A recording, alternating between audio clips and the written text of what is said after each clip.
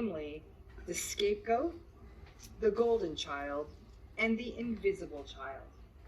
Again, a reminder, if you haven't already, please hit the bell, subscribe to this channel because you'll get new content twice a week and you will become the expert on all things narcissistic. So let's talk a little bit about the narcissistic family system and specifically some of these roles of children in those systems. No matter what, having a narcissistic parent is not good for your psychological development.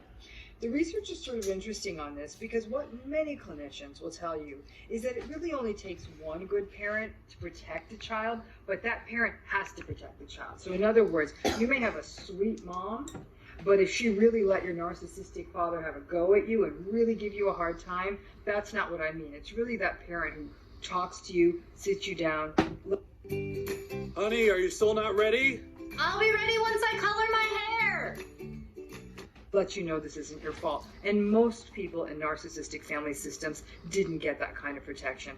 You may also have two narcissistic parents, then all bets are off. So let's talk about these roles. Let's first talk about the scapegoat.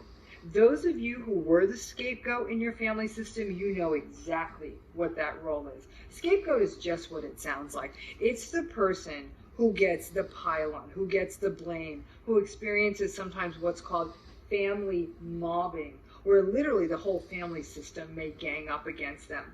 People become scapegoats in a family system for a variety of reasons. At one end, it may very well be because that scapegoat is a threat. They're better, they're more serene, they're more psychologically intact, they're smarter, they're more skilled, or at some level, this is what I'm convinced of, the scapegoat gets it.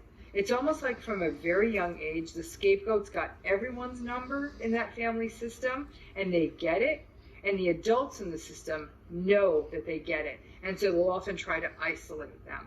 And that's exactly what does happen to the scapegoat. They either get entirely isolated, or they get criticized, and more often than it's both. So a scapegoated child gets very confused, because as you can imagine, in essence, their entire life, their entire developmental history is characterized by being gaslighted. They can't get a straight answer. They're constantly being manipulated and emotionally abused. But more than anything, they're blamed for things they have nothing to do with, which can be absolutely crazy making for a child. It would be crazy making for an adult. And a child can easily get confused. As you can see, a person who's scapegoated in a family system can go into adulthood feeling deeply alienated, suffering a loss of self-esteem, suffering a real sense of grief because they don't have a sense of belonging, have a really difficult time negotiating adult relationships. And probably the best thing we can hope for with the scapegoat is that through therapy or other guidance, they see that they were in fact scapegoated, and that becomes a wake-up call to set up some really firm and permanent boundaries with their family system. To be a scapegoated child is awful, and at some level it can be to the point of abuse, what a scapegoated child can experience, that they may actually take the burden of the abuse of everyone in the family. What every child in that family was to experience may end up falling all entirely on that one child. Now let's talk about the golden child, almost the opposite role to what the scapegoated child experiences. The golden child is exactly what it sounds like, the crown prince or the crown princess of a family. They're often anointed with that role of the golden child because they bring glory onto the family. They're often very good at something, like especially something that the parent values. They're a great athlete. They're a beauty queen. They're a brilliant student. Something about them brings goodwill onto them from the rest of the world, which elevates the narcissistic parent or parent's sort of grandiosity, so they want to sort of stay in that child's good graces.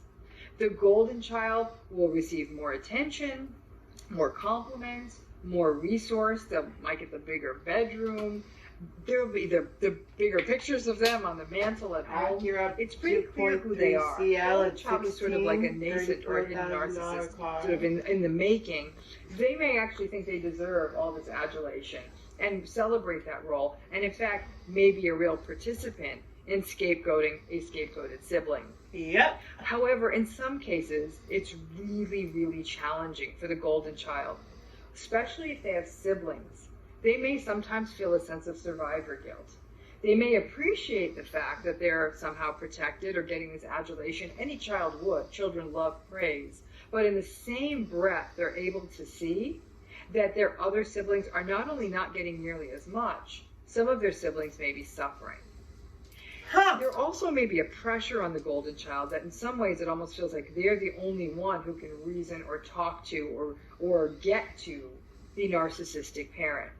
The golden child actually can sometimes have their balloon popped, because if the golden child almost gets too big for their britches and really tries to have a meaningful conversation with the narcissistic parent or tries to hold the narcissistic parent accountable, just like all narcissists when they're held accountable, they don't like that. And the golden child can sometimes experience a fall from grace. Golden children may actually grow up and go on to be rather successful adults. And that's where it gets very interesting. Because in a family system, many times that golden child will carry the guilt or the burden of having to either take care of or deal with the narcissistic parent, even as the other siblings may have faded away, not wanting to deal with this person anymore. So there can sometimes be a long-term burden with this golden child role. At another level, the golden child may also feel like they can't deliver on all the big hopes that were put on them as the so-called crown prince. And because of that, that can often set a golden child up for failure as an adult. Or psychosis. The golden child may also not want to continue doing the thing that brought them all that adulation from their parents. So that golden child who got there from being a really great basketball player may go into adulthood and say, yo, I'm not interested in playing basketball anymore. I'm not interested in doing ballet anymore. I'm not interested in doing whatever it was that brought them all the glory. And what they will then see is how conditional the relationship was with that narcissistic parent. As a golden child goes into adulthood, it's also not unusual that their narcissistic parent may actually get competitive with them. It's one thing when the person was a child and bringing glory to the parent and the family. It was quite another when that narcissistic parent, who's now older, may actually feel that their day in the sun is done, but their golden child, now golden adult's, day in the sun is just beginning. That level of competitiveness can actually be rather uncomfortable for someone in that role.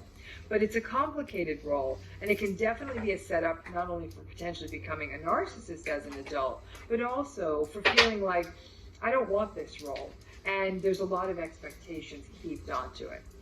So what about our third child, the invisible child? Kevin! Those of you who identify with that role know exactly what it is. This is the poor child that actually fades into the woodwork. It's different than the scapegoat. The scapegoated child really experiences actively people going at them, blaming them, physically, emotionally, or otherwise abusing them. The scapegoat really sort of takes a hit. The invisible child experiences what we call neglect. They get forgotten in the whole issue. Now, one person might think, well, that's great. You're avoiding the narcissistic parent's wrath. Perhaps. But a child is a bit like a garden. It does need to be cultivated. It needs to be noticed. It needs to be taken care of. It needs to be tended. And so when that child doesn't get that, they literally fade to the background. Remember, being a narcissist is terrible for being a parent, because narcissists are so self-serving, they're so selfish, and they have such a tendency to view other people as conveniences or inconveniences, that when you're useful to a narcissist, they're all about you.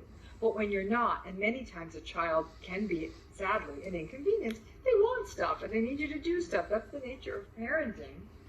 But the narcissist may find that child to be a headache. And that child can easily sort of fade into the background for that narcissistic parent or for the person's narcissistic parents. For anyone who's tortured by gum disease or tooth decay, this solution is so simple and so incredibly powerful that it's been clinically proven to... The challenge of this is that the invisible child, like any child, will often spend time trying to get the notice of their parents.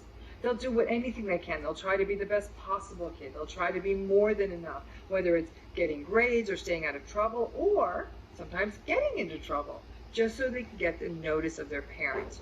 But a lot of the invisible child's energy can go into say, hey, here I am, look at me. A child isn't sophisticated enough to say, well, I'm lucky, I've dodged sort of the bullet of this parent even taking notice of me and I can kind of do my own thing and be left alone. A child needs to